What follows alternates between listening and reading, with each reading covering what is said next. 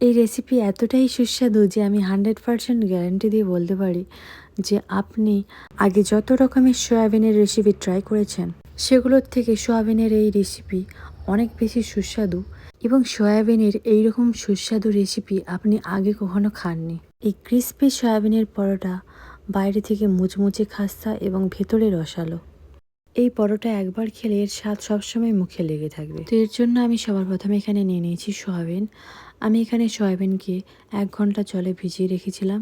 আপনার হাতে সময় না থাকলে আপনি সয়াবিনকে গরম জলে 15 মিনিট ভিজিয়ে রাখলে সয়াবিন এইভাবে ফুলে যাবে। এইভাবে সয়াবিনকে হাতের মুঠোয় রেখে চাপ দিয়ে দিয়ে জল বার করে আমি 3 থেকে 4 বার ধুয়ে নিয়েছি এবং এইভাবে চাপ দিয়ে সয়াবিনের সমস্ত জল বার করে সয়াবিনকে নিয়ে নিয়েছি। এবার সয়াবিনের মধ্যে আমি দিয়ে দিলাম 1 চামচ লঙ্কা গুঁড়ো, 1/2 চামচ কাশ্মীরি লঙ্কা গুঁড়ো, 1 চামচ ধনে গুঁড়ো, 1 চামচ জিরে গুঁড়ো, 1 চামচ তন্দুরি মশলা, স্বাদ মতো লবণ, 1/2 চামচ হলুদ গুঁড়ো, 1/2 চামচ গোলমরিচ গুঁড়ো, 1/2 চামচ গরম মশলা গুঁড়ো এবং 1 চামচ আদা রসুন বাটা ও 4 চামচ লেবুর রস দিয়ে দিলাম। এবার এই সমস্ত কিছুকে ভালো করে হাত দিয়ে মিশিয়ে নেব। এইভাবে সয়াবিনকে হাতের সাহায্যে ভালো করে চাপ দিয়ে ভালো করে মিশিয়ে নেব যাতে মশলাগুলো সয়াবিনের ভেতরে ভালোভাবে ঢুকে যায়। এইভাবে ম্যারিনেট করে 15 মিনিট রেখে দেব। অন্যদিকে আমি একটি প্লেটের মধ্যে নিয়ে নিয়েছি 1 কাপ ময়দা, স্বাদ মতো লবণ এবং 1 চামচ ডালডা।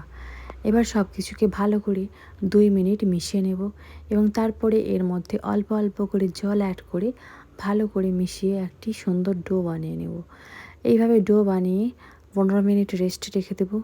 অন্যদিকে বানিয়ে নেব একটি সস। এর জন্য একটি বাটিতে দিয়ে দিলাম 3 চামচ টমেটো কেচাপ, 2 চামচ মেয়োনিজ এবং 1 চামচ গ্রিন চিলি সস। এই 3টি সসকে ভালো করে মিশিয়ে একটি সস বানিয়ে নিলাম। এবার রেস্টে রাখা ময়দার ডো থেকে এইরকম ছোট ছোট লেচি কেটে নিলাম। এবার এইভাবে কিছুটা ময়দা ছড়িয়ে তার উপরে লেচি রেখে সুন্দর করে বেলে নেব। বেশি বড় করে বেলবো না, মিডিয়াম সাইজ করে বেলে নেব। লুচির থেকে সামান্য একটু বড় করে বেলে নেব। দেখুন এই রকম সাইজের হবে রুটিগুলো। এইভাবে একটি একটি করে সবগুলো বেলে নিয়েছি। এবার একটি তাওয়া গরম হলে তার মধ্যে একটি রুটি দিয়ে দেব এবং এক পাশ হয়ে গেলে উল্টিয়ে অপর পাশও ভেজে নেব। এইভাবে 80% আমরা রুটিকে ভেজে নেব। আমরা এখানে রুটিকে হালকা একটু কাঁচাভাবে ভেজে নেব যাতে এর পরের কাজগুলো করতে সুবিধা হয়। তো এবার একটি কড়াই আমি এর মধ্যে দিয়ে দিলাম 2 থেকে 3 চামচ তেল।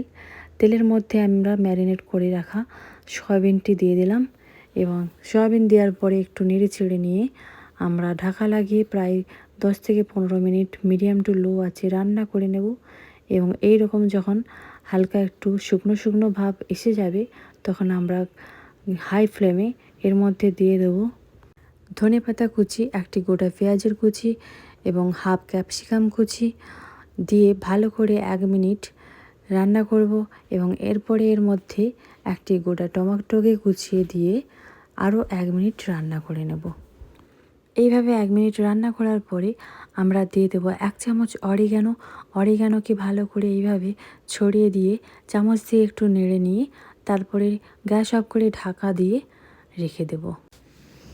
এবার আমরা একটি রুটি নিয়ে নিয়েছি এবং রুটির অর্ধেক অংশে আমরা তৈরি করে রাখা সসটি লাগিয়ে দিলাম এবং রুটির অপর অর্ধেক অংশে আমরা সয়াবিনের পুরটি দিয়ে দেব। এইভাবে চামচ দিয়ে সুন্দর করে সয়াবিনের পুরটি আস্তে আস্তে দিয়ে দেব। অবশেষে এর ওপরে আমরা চিজ দিয়ে দেব এবং চিজ দেওয়ার পরে রুটির এক প্রান্তকে নিয়ে এসে অপর প্রান্তে এইভাবে বসিয়ে দেব। এই একইভাবে আমি আরেকটি রুটিকে বানিয়ে দেখাচ্ছি।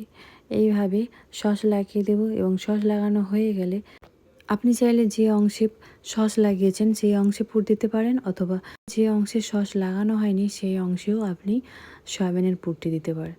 এরপরে এর উপরে চিজ দিয়ে এইভাবে রুটিকে মুড়ে হালকা একটু চাপ দিয়ে এইরকম সুন্দর শেপ দিয়ে দেব।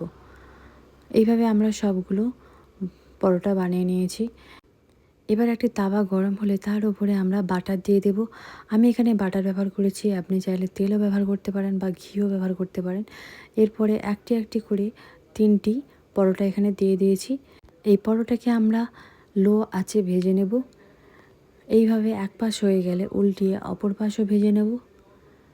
এইভাবে একটি একটি করে সবগুলো উল্টিয়ে দেব এবং উল্টানোর পরে আবার একবার এর মধ্যে আমরা বাটার বা তেল দিয়ে দেব। এইভাবে আমরা সবগুলো পরোটা ভেজে নিয়েছি। দেখুন কতটা খাস্তা এবং মুচমুচে হয়েছে। এটি এতটাই সুস্বাদু এবং এতটাই রসালো যে আপনার মুখে দিলেই গলে যাবে। ফ্রেন্ডস, এই রেসিপিটি একবার হলেও বাড়িতে বানাবেন এবং বানিয়ে কমেন্ট করে জানাবেন কেমন হয়েছে। এই রেসিপি বাচ্চা থেকে বড় সবাই পছন্দ করবে এবং আপনার তারিফ করবে। যদি ভিডিওটি ভালো লেগে থাকে তাহলে অবশ্যই লাইক করবেন এবং কমেন্ট করে জানাবেন কেমন হয়েছে এবং এরকম আরও নতুন নতুন ভিডিও দেখার জন্য সাবস্ক্রাইব করে সঙ্গে থাকুন।